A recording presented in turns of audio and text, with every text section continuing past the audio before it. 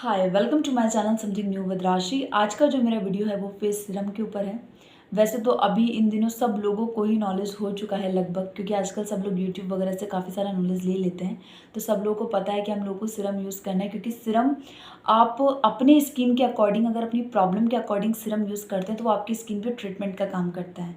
जब हमारा डेली का फॉलोइंग किट होता है, फॉलोइंग रूटीन होता है, तो हम उसमें क्या देखते हैं, टोनर होता है, मॉइस्चराइज़र होता है, ट्रीटमेंट होता है और सनस्क्रीन होता है। ये जो ट्रीटमेंट होता है, ये ट्रीटमेंट आपकी स्किन में काम क्या करता है, ये ट्रीटमेंट आपकी स्किन में बहुत सारी जो प्रॉब्लम्स होती है, एक्ने होता है, ऑयल बहुत ज़्यादा होता है, या फिर ड्राइनेस बहुत ज़्यादा हो रहा है, या आपका अनइवन स्किन टोन हो रहा है, या आपकी स्किन सन डैमेज की वजह से आपकी स्किन में स्पॉट्स आ गए हैं, हाइपर पिगमेंटेशन आ गया है, मेलास्मा आ गया है, तो आपको बहुत बार फाइन लाइन्स आ गई है।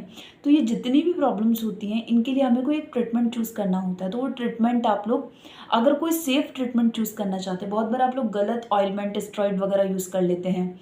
तो आप कोई एक अच्छा सीरम चूज़ करें और अपने प्रॉब्लम के लिए चूज़ करें, और आप उसको डेली अपने ट्रीटमेंट की तरह यूज़ करें मॉइस्चराइज़र के बाद। तो आपका फर्स्ट स्टेप होता है टोनर। टोनर की जगह मैंने कहा आप लोग रोज़ वाटर यूज़ कर सकते हैं। अगर आप चाहें तो आप लोग स्किप भी कर सकते हैं, ऐसा कुछ नहीं है। उसके बाद आपको मॉइस्चराइज़र के जस्ट बाद टोनर वो सीरम यूज़ करना होता है। अगर कुछ स्ट्रॉन्ग लेवल का सीरम है तो, मतलब कोई केमिकल बहुत ज़्यादा स्ट्रॉन्ग है तो, अगर स्किन को इरिटेट करता है तो, जैसे कि रेटिनॉइड बहुत बार स्किन को इरिटेट कर देता है, सैलिसिलिक एसिड बहुत बार स्किन को इरिटेट कर देता है, या सिर्फ नॉर्मल है जिसमें बहुत ज़्यादा मतलब इतना कोई केमिकल जैसा कुछ नहीं है, तो वो आप पहले सीरम यूज़ कर सकते हैं। सीरम यूज़ करने के बाद आप उसको 5-7 मिनट अपने फेस पे छोड़ें। देन आप मॉइस्चराइज़र के बाद आप लोग सनस्क्रीन यूज़ कर सकते हैं। तो मैं आपको आज कुछ ऐसे सीरम्स बताऊँगी, सीरम के साथ में आप लोगों को ये बताऊँगी आप किन प्रॉब्लम्स के लिए इन सीरम्स को चूज़ कर सकते हैं। साथ में आपको कुछ अच्छे ब्रांड्स बताऊँगी। अगर आप लोग चाहें तो ये ब्रांड्स के सीरम चूज़ कर सकते हैं, क्योंकि मैंने इन सीरम्स को यूज़ किया है अपनी स्किन के ऊपर, मुझे इनके बहुत अच्छे बेनिफिट्स मिले हैं। ये सभी तो नहीं, क्योंकि मुझे इतनी सारी प्रॉब्लम नहीं है। कुछ सीरम्स मैंने यूज़ करे हैं, जैसे कि मैंने पहले भी कहा है कि मैं नायासिनामाइड यूज़ करती थी, लेकिन मैंने वो प्लम का भी यूज़ किया है, मिनिमलिस्ट का भी यूज़ किया है और मामाअर्थ का भी यूज़ किया है। तो मैं बिल्कुल वही बताना चाहती हूँ कि तो मैं कुछ आपको अच्छे ब्रांड्स भी साथ के साथ सजेस्ट करूँगी। तो जो फर्स्ट है वो है ड्राइनेस स्किन में, कि आपकी स्किन बहुत ज़्यादा खिंची हुई है, बहुत ज़्यादा ड्राइनेस है, आपकी स्किन में आप बार बार ऑयल लगा रहे हो फिर भी आपका ड्राइनेस कम नहीं हो रहा है, तो आपको जो हाइलुरोनिक एसिड वाला सीरम होता है आपको अपने फेस पे वो यूज़ करना चाहिए। तो मैं कुछ अच्छे ब्रांड्स बताती हूँ आपको हाइलुरोनिक एसिड के। तो जो फर्स्ट है वो मिनिमाइलिस्ट का है, प्लस उसमें पीजी ऐड है और 0.2% हाइलुरोनिक एसिड ऐड है। अब जो सेकंड है वो लॉरेल का है, उसमें 1.5% हाइलुरोनिक एसिड ऐड है। जो थर्ड है वो प्लम का 2% हाइलुरोनिक एसिड ऐड है। मैंने प्लम और मिनिमलिस्ट यूज़ किया है, लॉरेल की क्रीम्स वगैरह यूज़ करी है, लेकिन अभी तक कोई सीरम यूज़ नहीं किया है। लेकिन इन तीनों ब्रांड्स के सीरम्स जो हैं वो बहुत अच्छे आते हैं। तो अगर आपको हाइलुरोनिक एसिड का कोई अपनी ड्राई स्किन के लिए कोई सीरम चूज़ करना है तो आप इनमें से कोई भी चूज़ कर सकते हैं। जो सेकंड है वो पिगमेंटेशन और स्पॉट्स के लिए है। तो अगर आपको पिगमेंटेशन या स्पॉट्स का प्रॉब्लम है तो फिर आपको विटामिन सी का सीरम चूज़ करना चाहिए अपने फेस के लिए। पिगमेंटेशन हो सकता है बहुत लाइट हो सकता है, बहुत बार कोई स्पॉट्स हो सकता है, ये स्पॉट्स एक्ने के हो सकते हैं, सन में ज़्यादा जाने की वजह से बहुत बार बर्न हो जाता है जगह जगह से स्किन, उसके स्पॉट्स हो सकते हैं, स्पॉट्स किसी भी चीज़ के हो सकते हैं। तो मैं आपको कुछ ऐसे 3-4 अच्छे ब्रांड्स बताती हूँ जिनमें आप अपना विटामिन सी का सीरम चूज़ कर सकते हैं। अगर आपका अनइवन टोन है तो भी आप अपने लिए विटामिन सी का सीरम चूज़ कर सकते हैं।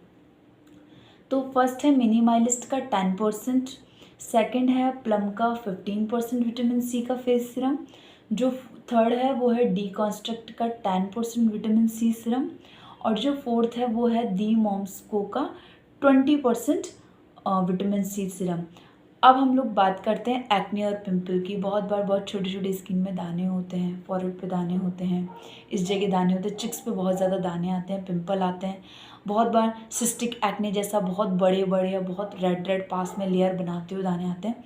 तो अगर इस तरीके का आपको किसी भी टाइप्स का एक्ने है तो आप सैलिसिलिक एसिड यूज़ कर सकते हैं उसके ऊपर। मैंने इसमें तो आप लोगों को 2% सैलिसिलिक एसिड का फेस वॉश भी बताया हुआ है। तो आप सैलिसिलिक एसिड का जो भी सीरम है, अच्छे ब्रांड्स के सीरम है, आप वो यूज़ कर सकते हैं। मैं आपको कुछ अच्छे ब्रांड्स बताती हूँ इसमें। तो जो फर्स्ट है वो मिनिमाइलिस्ट का है 2% सैलिसिलिक एसिड का, और जो सेकंड है वो दी डर्मा का 2% सैलिसिलिक एसिड है। अब बात करते हैं एंटी एजिंग। अगर आपको बहुत बार स्किन में बहुत ज़्यादा एक लूजपन फील हो रहा है, अगर स्किन में आपकी टाइटनेस ख़त्म हो चुका है, या अगर आप जैसे 35 हो गए, 36 हो गए, अगर आप एक टाइम से पहले रेटिनॉल अगर सीरम यूज़ करते हैं एज ए ट्रीटमेंट के लिए, तो फिर आपका एक जो टाइम से पहले स्किन में लूजपन आता है, जो फाइन लाइन्स आती है, फ्रैकल्स आता है, वो सब वो कंट्रोल करता है अगर आप एक टाइम पे उसको शुरू कर देते हैं तो। लेकिन अगर एक प्रॉब्लम आने के बाद अगर आप रेटिनॉल सीरम या फिर क्रीम्स या फिर ऑइलमेंट यूज़ करते हैं तो फिर आपका वो सब कंट्रोल होने में बहुत टाइम लग जाता है। तो जो फर्स्ट है वो रेटिनॉल सीरम है, प्लम का है, और जो सेकंड है वो डीकॉन्स्ट्रक्ट का है, और जो थर्ड है वो मिनिमलिस्ट का 0.3% है। अब बात करते हैं हम लोग, अगर आपकी स्किन में ओपन पोर्स का प्रॉब्लम है या फिर ब्लैक हेड्स वाइट हेड्स का प्रॉब्लम है तो भी आपको सैलिसिलिक एसिड ही यूज़ करना चाहिए। और उसके लिए जैसे कि मैंने मिनिमलिस्ट का 2% बताया और सैलिसिलिक एसिड का 2% बताया, तो आप इनमें से कोई सा भी एक चूज़ कर सकते हैं। अगर आपको स्किन रिपेयर करना है, अगर ऐसा कोई प्रॉब्लम है स्किन बैरियर, तो फिर आप उसके लिए नायासिनामाइड यूज़ कर सकते हैं सीरम। तो मैं आपको कुछ ऐसे ब्रांड्स बताती हूँ नायासिनामाइड के। तो जो फर्स्ट है वो मिनिमलिस्ट का है, उसमें 10% नायासिनामाइड भी आता है फेस का, और उसमें 5% नायासिनामाइड सीरम भी आता है फेस का। जो सेकंड है वो प्लम का 10% फेस सीरम है, और उसमें राइस वाटर भी ऐड है। ये मैंने आप लोगों को कुछ अच्छे ब्रांड्स बताए हैं सीरम में। अब आप लोगों को जैसे अपनी स्किन को पता होगा प्लस अपनी स्किन का प्रॉब्लम्स का पता होगा, तो आप अपनी स्किन के लिए इनमें से कोई सा भी फेस का सीरम जो है वो चूज़ कर सकते हैं। बहुत सारे स्किन वाले ऐसे होंगे कि हमारी स्किन में तो कोई भी प्रॉब्लम नहीं है, तो हम लोग को कौन सा सीरम यूज़ करना है, लेकिन हमें अनइवन टोन हो रहा है या सिर्फ फॉरहेड पे ब्लैकपन हो रहा है या फिर लिप्स के नीचे या राउंड में हो रहा है, तो आप विटामिन सी का फेस सीरम यूज़ कर सकते हैं। आपकी स्किन में लाइटनिंग, ब्राइटनिंग, टाइटनिंग तीनों का काम करता है।